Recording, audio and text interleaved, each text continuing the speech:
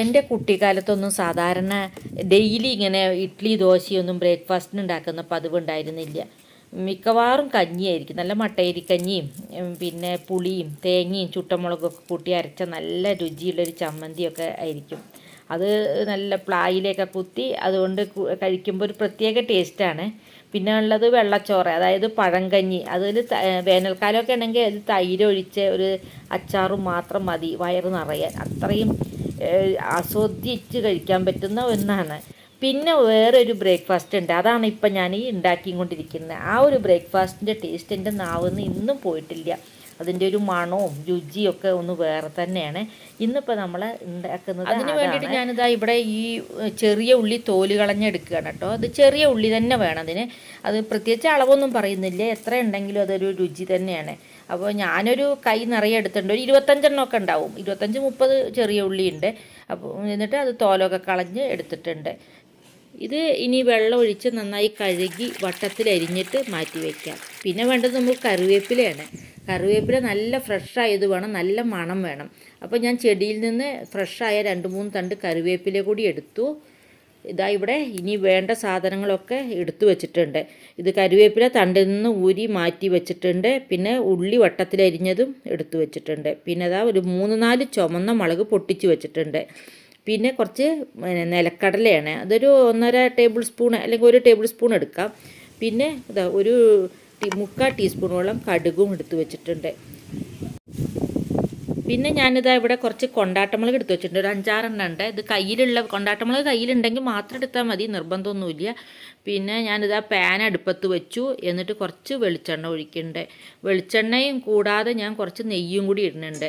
നിങ്ങൾക്ക് വേണമെങ്കിൽ ഫുള്ളും നെയ്യിൽ തന്നെ ഉണ്ടാക്കാം, അല്ലെങ്കിൽ പിന്നെ വെളിച്ചെണ്ണയിൽ തന്നെ ഫുള്ളും ഉണ്ടാക്കാം. രണ്ടായാലും കുഴപ്പമൊന്നുമില്ല.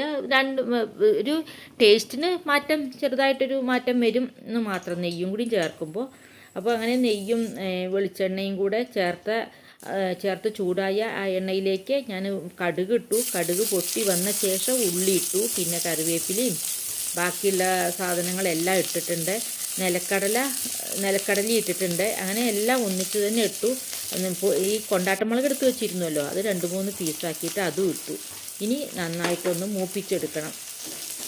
നന്നായിട്ട് ഉള്ളിയൊക്കെ ഒന്ന് നന്നായി മൂത്ത് വരണം, അതുവരെ ഒന്ന് ഇളക്കി മൂപ്പിച്ചെടുക്കാം. പണ്ട് ഞങ്ങൾ സ്കൂളിൽ പോണ സമയത്ത് ചോറിന് കറിയൊന്നും ഇല്ലെങ്കിൽ അമ്മ ഇങ്ങനെ ഒരു ഡിഷ് ഉണ്ടാക്കിയിട്ട് ലഞ്ച് ബോക്സിലാക്കി തരാറുണ്ട് കേട്ടോ. അതിൻ്റെ ഒരു രുചി ഒന്ന് വേറെ തന്നെയാണ്. അത് ആ ഉച്ച നേരത്ത് ഇങ്ങനെ വെച്ചിരിക്കുമ്പോൾ ലഞ്ച് ബോക്സ് തുറക്കുമ്പോൾ ഒരു മണം വരും, ഉള്ളി മൂത്തതിൻ്റെയും കറിവേപ്പിലയും ഒക്കെ ആയിട്ട് ഒരു പ്രത്യേക മണവും രുചിയും തന്നെയാണ്. ആ ഒരു രുചി ഒരിക്കലും പിന്നീട് തോന്നിയിട്ടില്ല. അപ്പോൾ അങ്ങനെ ഇതാ മൂത്ത് വരുന്നുണ്ട്. അപ്പോൾ എൻ്റെ ചാനൽ നിങ്ങൾ സബ്സ്ക്രൈബ് ചെയ്തിട്ടില്ലെങ്കിൽ ഒന്ന് സബ്സ്ക്രൈബ് ചെയ്യണം. ഒപ്പം അടുത്ത് കാണുന്ന ബെല്ലൈക്കണിലും ഒന്ന് ക്ലിക്ക് ചെയ്തോളൂ. ഇതിലേക്ക് ഞാൻ കുറച്ച് മഞ്ഞൾപ്പൊടിയും കൂടി ഇട്ടിട്ടുണ്ട്. എന്നിട്ട് നന്നായിട്ടൊന്ന് ഇളക്കി ഒന്ന് മൂപ്പിച്ചെടുക്കണം. അതിനുശേഷം ഇതിലേക്ക് കുറച്ച് ചോറിടാം.